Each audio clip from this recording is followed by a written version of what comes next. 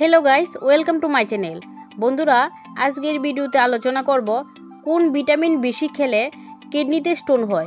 तो चलुन देरी ना करे विस्तारित जेने नेই।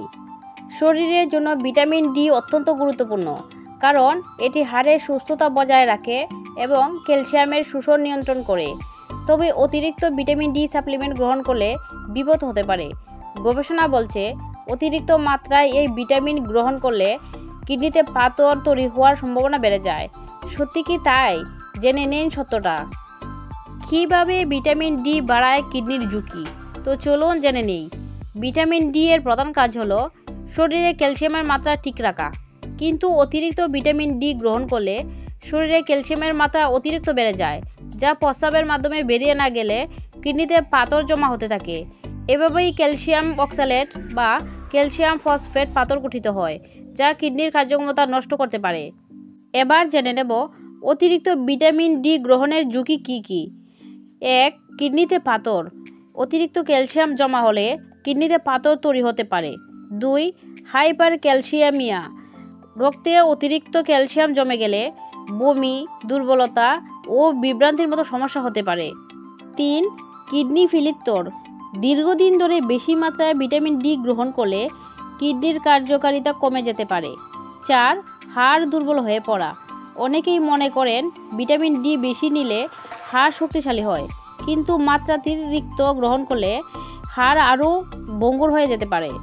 এবার জেনে নেব কিডনিকে কিভাবে প্রতিরোধ করা যাবে। তো চলুন জেনে নেই। 1. পরিমিত পরিমাণে ভিটামিন ডি গ্রহণ করুন। 2. প্রতিদিন একজন প্রাপ্তবয়স্ক মানুষের জন্য 600 থেকে 800 IU ভিটামিন ডি যথেষ্ট। চিকিৎসকের পরামর্শ ছাড়া অতিরিক্ত সাপ্লিমেন্ট গ্রহণ করবেন না। 3. প্রাকৃতিক উৎস থেকে ভিটামিন ডি দিন, যেমন রোদ, দুধ, ডিমের কুসুম, সামুদ্রিক মাছ ও মাশরুমের মতো খাবার থেকে প্রাকৃতিকভাবে ভিটামিন ডি পাওয়া যায়। 4. পর্যাপ্ত জল পান করুন। কিডনিতে পাথর হওয়ার ঝুঁকি কমাতে প্রচুর জল পান করা জরুরি। 5. নিয়মিত স্বাস্থ্য পরীক্ষা করুন।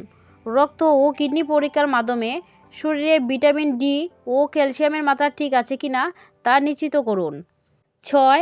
চিকিৎসকের পরামর্শ নিন। যদি শরীরে ভিটামিন ডি এর ঘাটতি থাকে তবে চিকিৎসকের পরামর্শ নিয়ে নির্দিষ্ট মাত্রায় সাপ্লিমেন্ট গ্রহণ করুন।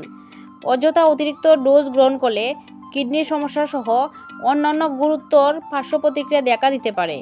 তো ভিডিওটি আলোচনা আজ এখানেই শেষ করলাম। আশা করি ভিডিওটি আপনাদের ভালো লেগেছে, ইনফরমেটিভ লেগেছে। যদি ভালো লেগে থাকে তাহলে অবশ্যই আমাদের YouTube channel AC health caption চ্যানেলকে সাবস্ক্রাইব করে পাশে থাকার অনুরোধ রইল। ধন্যবাদ।